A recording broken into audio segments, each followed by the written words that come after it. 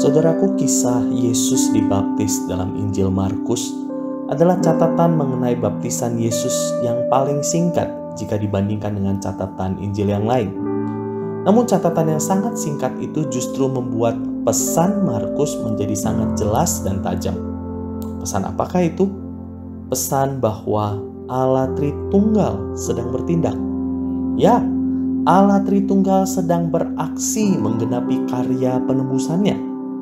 Langit terkoyak, atau lebih tepatnya langit dikoyak oleh Allah, dan Yesus Sang Firman yang kekal melangkah turun, berinkarnasi menjadi manusia dan tinggal di antara kita.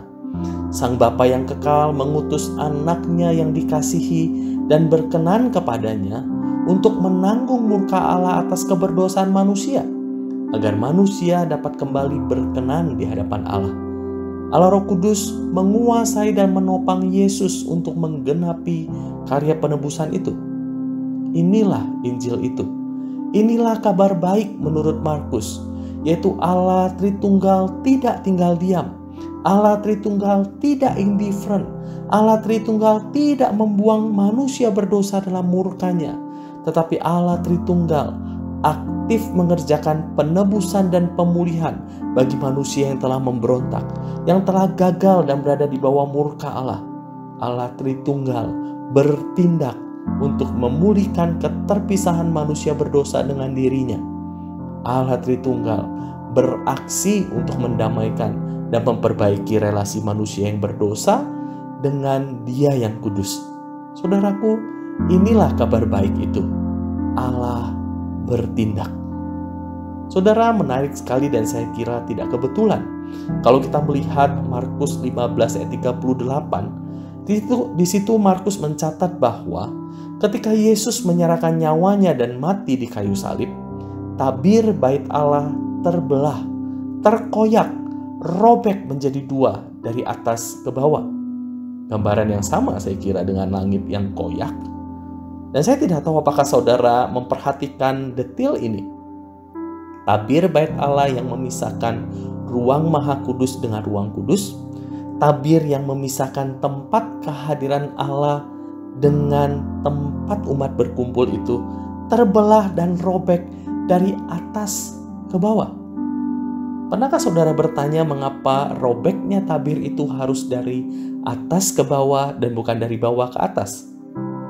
Robeknya tabir dari atas ke bawah mengindikasikan bahwa pihak yang merobek pemisah itu adalah pihak yang di atas, atau Allah lah yang sedang merobek tabir itu. Sebuah gambaran bahwa kematian Kristus adalah sebuah tindakan aktif dari pihak Allah untuk merobohkan pemisah antara Allah yang kudus dengan manusia yang berdosa. Tindakan aktif dari Allah untuk memulihkan manusia berdosa ke dalam relasi yang benar dengan Dia. Inilah Injil itu. Saudaraku, setidaknya ada dua implikasi yang jelas dari tindakan Allah ini.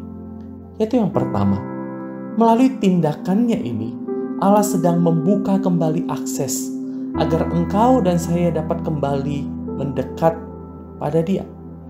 Allah mengundang dan mengizinkan kita untuk datang, berseru, mengadu, berbincang, mendengar Dia, kapanpun dan dimanapun kita berada.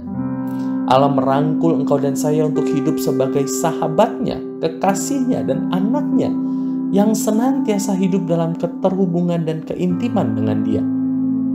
Namun yang menjadi pertanyaannya adalah, adakah kita meresponi tindakan Allah itu dengan kerinduan untuk terus-menerus hidup dalam keterhubungan dengan Dia? Adakah kita senantiasa merindukan Dia, berbincang, mendengar, berseru, dan mengadu kepadanya? Adakah kita mempedulikan dan mengingat Dia dalam keseharian kita? Adakah kita memperlakukan Dia sebagai kekasih, Bapa, dan Tuhan kita? Jangan-jangan Ia lebih banyak terabaikan dan terlupakan oleh kita.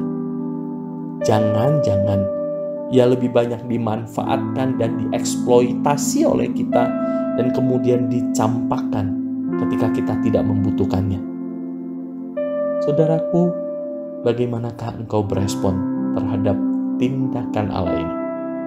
Yang kedua, melalui tindakannya Allah sesungguhnya sedang membuka kembali akses untuk masuk, menguasai, dan memakai seluruh hidup kita menurut kehendak-Nya dan bagi kemuliaan-Nya.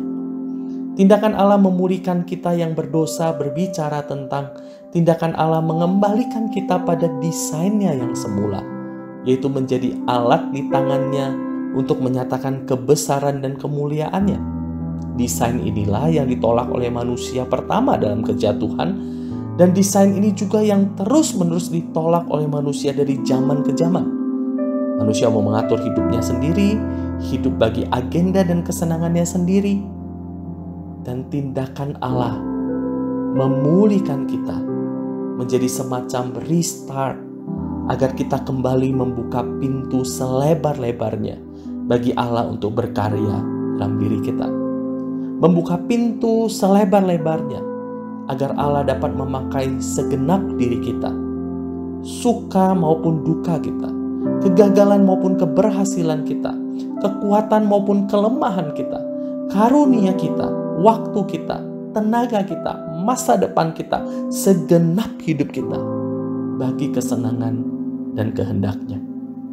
Saudaraku, apakah Allah yang bertindak memulihkan hidup kita itu hari ini kita bebaskan untuk bertindak sekehendak hati-Nya dalam hidup kita?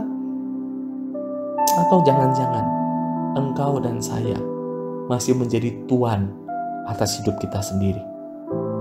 Saudaraku, Allah sedang bertindak. Bagaimana engkau mau meresponi tindakannya? Mari kita tunduk kepala, kita berdoa.